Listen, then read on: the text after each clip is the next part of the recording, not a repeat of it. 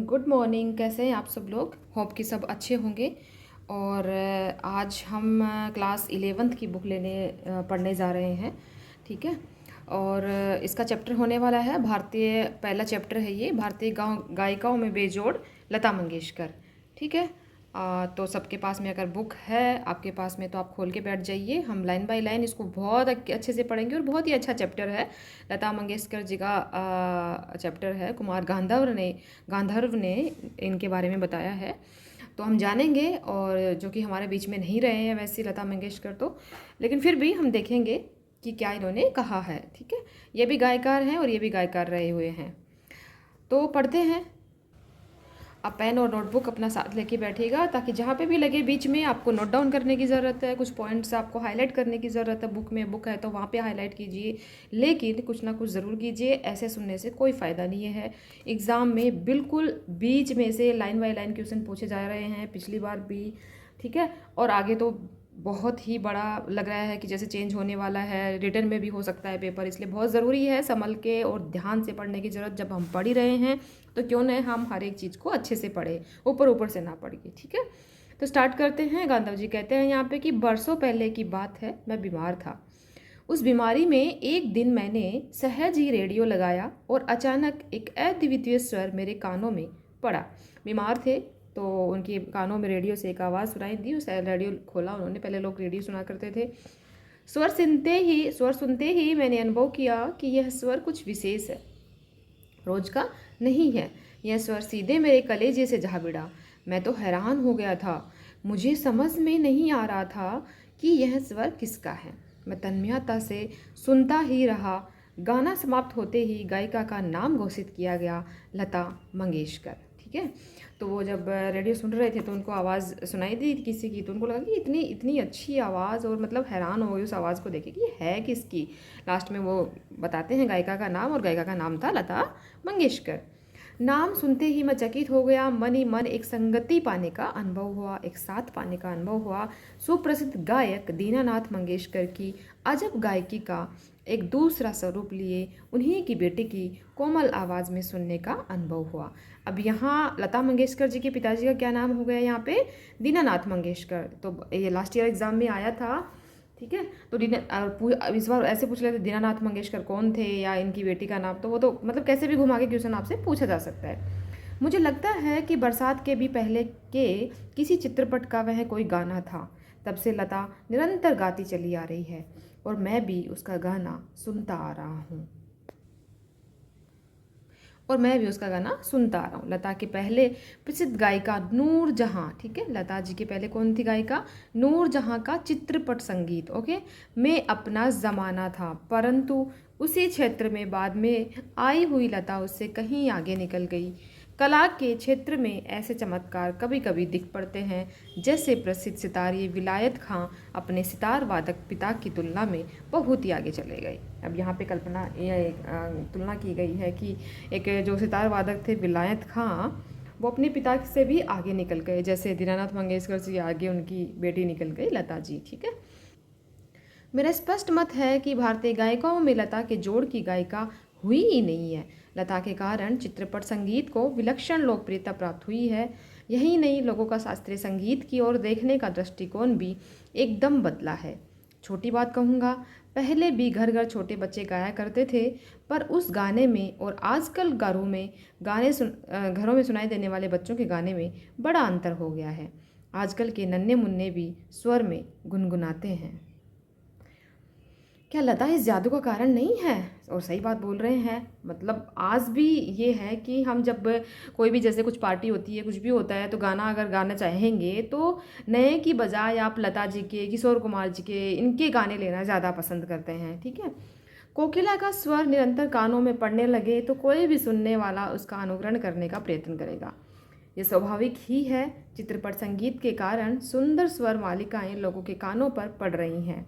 संगीत के विविध प्रकारों से उनका परिचय हो रहा है, उनका स्वर ज्ञान बढ़ रहा है। सुरीलापन क्या है, इसकी समझ भी उन्हें होती जा रही है। तरह तरह की लय के भी प्रकार उन्हें सुनाई पड़ने लगे हैं और आकार युक्त लय के साथ उनकी जान पहचान होती जा रही है। साधारण प्रकार के लोगों को भी उसकी सूक्ष्मता समझ में आने लगी है। इन सब का श्रेय लता को ही है। इस प्रकार उसने नई पीढ़ी के संगीत को संस्कारित किया है और सामान्य मनुष्य में संगीत विषयक अभिरुचि पैदा करने में बड़ा हाथ बढ़ाया है। संगीत की लोकप्रियता, उसका प्रसार और अभिरुचि के विकास का श्रेय लता को ही देना पड़ेगा। तो यहाँ पे जो बताया गया था एक है कि स्वर मालिका, ठीक है, तो उसमें है स्वरों के क्रमबद्ध समूह को कहते हैं।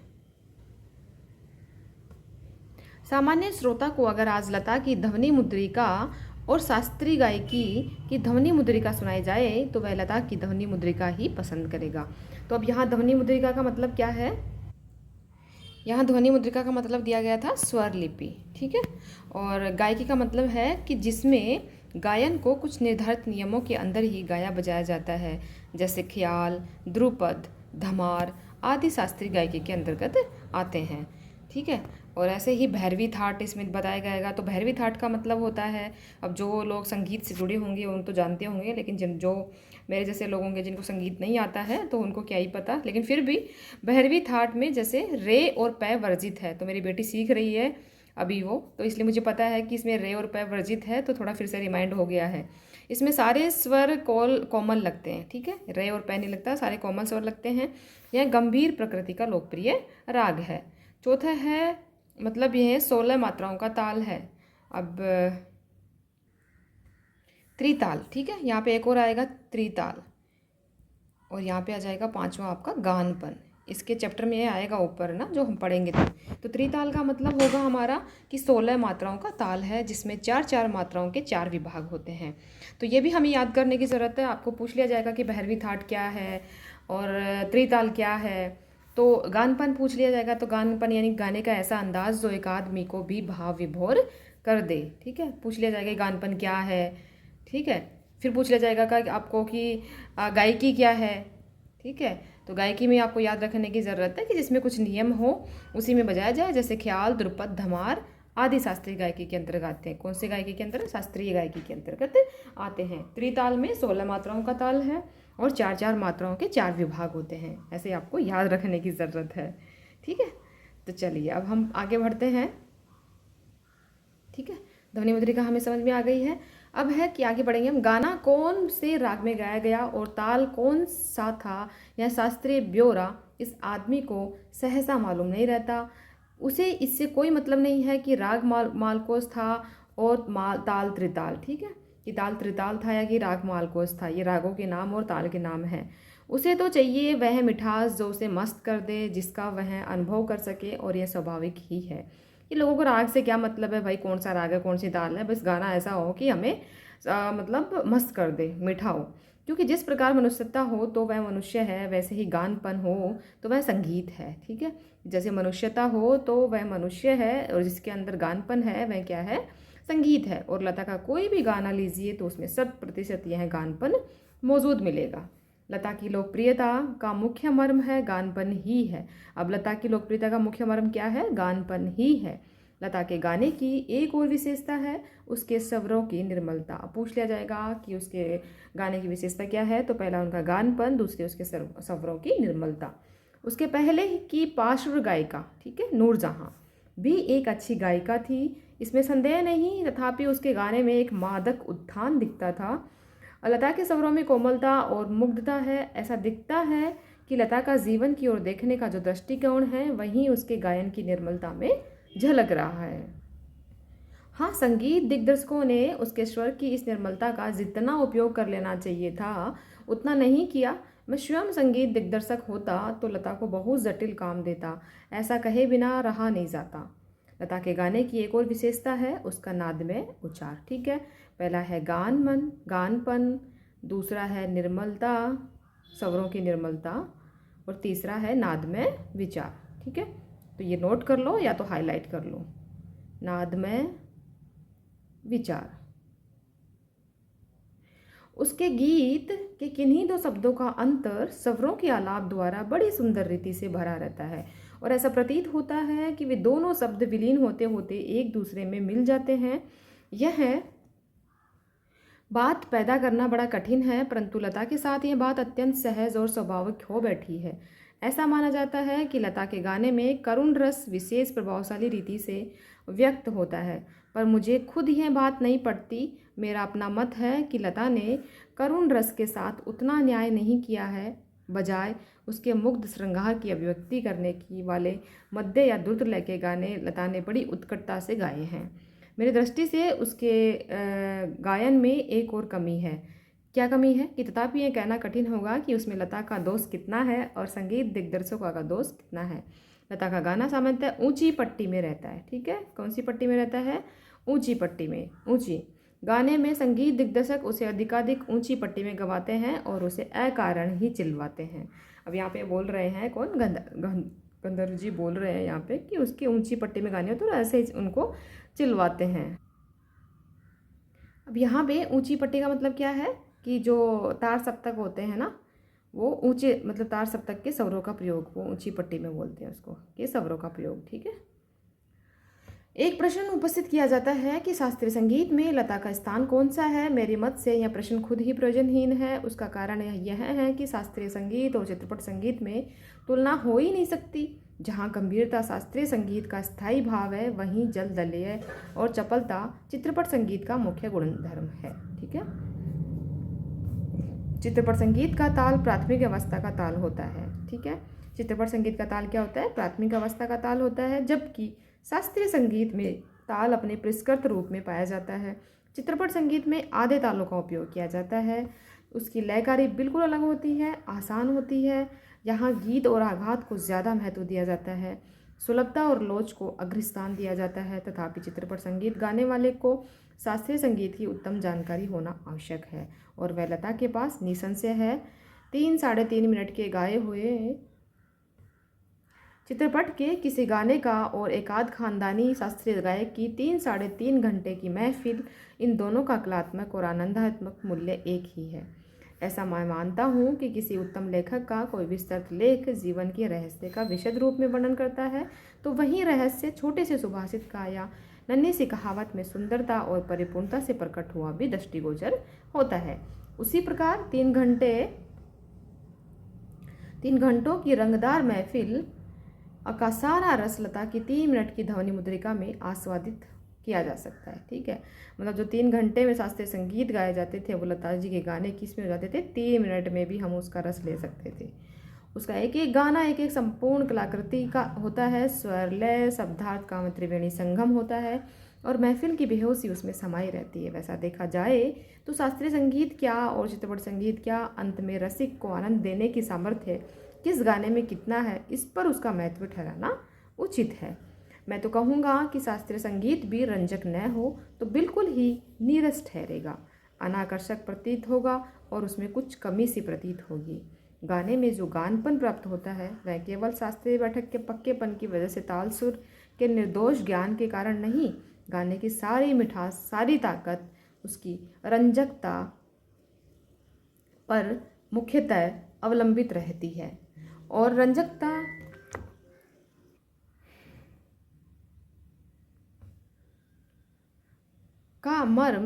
का मर्म रसिक वर्ग के समक्ष कैसे प्रस्तुत किया जाए और किस रीति से उसकी बैठक बिठाई जाए और श्रोताओं से कैसे सुसंवाद साधा जाए, इसमें समाविष्ट है। किसी मनुष्य का अस्थि पंजर और एक प्रतिभाशाली कलाकार द्वारा उसी मनुष्य का तैलचित्र, इन दोनों में जो अंतर होगा वहीं गायन के शास्त्रीय ज्ञान और उसकी स्वरों द्वारा की गई सुसंगत अभिव्यक्ति में होगा।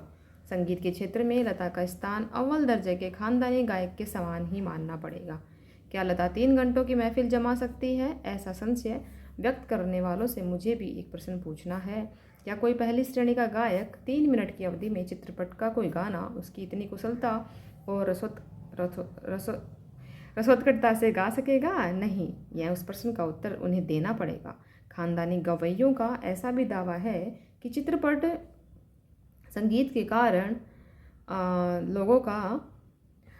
संगीत के कारण लोगों की अभिरुचि बिगड़ गई है।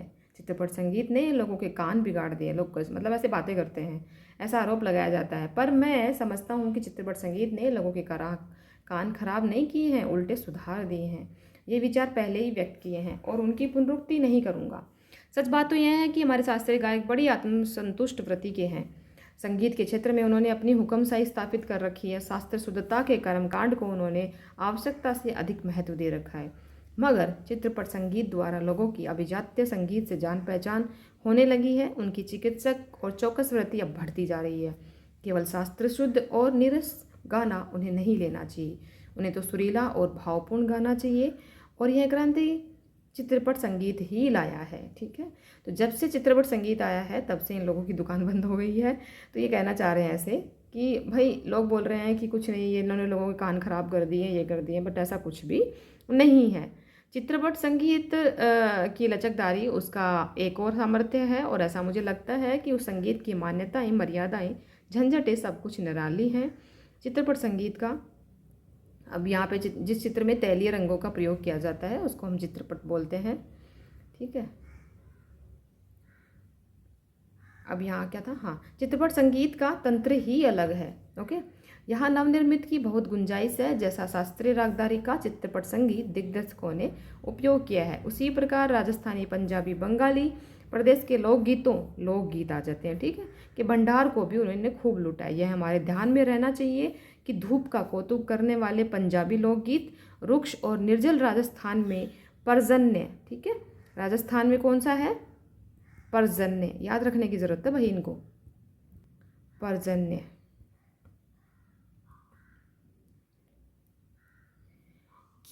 पर्जन्य की याद दिलाने वाले गीत, पहाड़ियों की घाटियों, खोरों में प्रतिध्वनित होने वाले पहाड़ी गीत, ऋतु चक्र समझाने वाले और खेती के विविध कामों का हिसाब लेने वाले कृषि गीत और ब्रजभूमि में समाविष्ट सहज मधुर गीतों का अतिशय मार्मिक व रसानुकूल उपयोग चित्रपट के प्रभावी संगीत दिग्दर्शकों ने किया और आगे भी करते रहेंगे। थोड़े मैं कहूँ तो संगीत का क्षेत्र ही विस्तीर्ण है।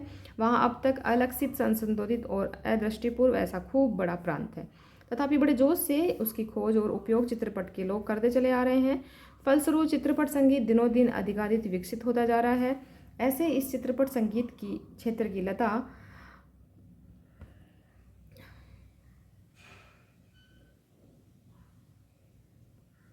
अनिभिशक्ति मतलब बेताज समृद्धि है। और भी कई पार्श्व गायिकाएं हैं, पर लता की लोकप्रियता इन सभी से कहीं अधिक है। उसकी लोकप्रियता के शिखर का स्थान अचल है। बीते अनेक वर्षों से वह गाती आ रही है और फिर भी उसकी लोकप्रियता अबाधित है। लगभग आधी शताब्दी तक जनमन पर सतत प्रभुत्व रखना आसान नहीं है। ज़्यादा क्या कहूँ, एक राग भी हमेशा टिका नहीं रहता। भारत के कोने कोने में लता का गाना जा पहुँचे, यह नहीं प्रदेश में भी उसका गाना सुनकर लोग पागल उठे। यह क्या चमत्कार नहीं है, और यह चमत्कार हम प्रत्यक्ष देख रहे हैं। ऐसा कलाकार शताब्दियों में शायद एक ही पैदा होता है, और बहुत सही बात है। ऐसा कलाकार आज हम सभी के बीच में है, आज तो नहीं है, लेकिन उसे अपनी आंखों के सामने घूमता फिरता देख पा रहे हैं, और कितना बड़ा है हमारा भाग्य।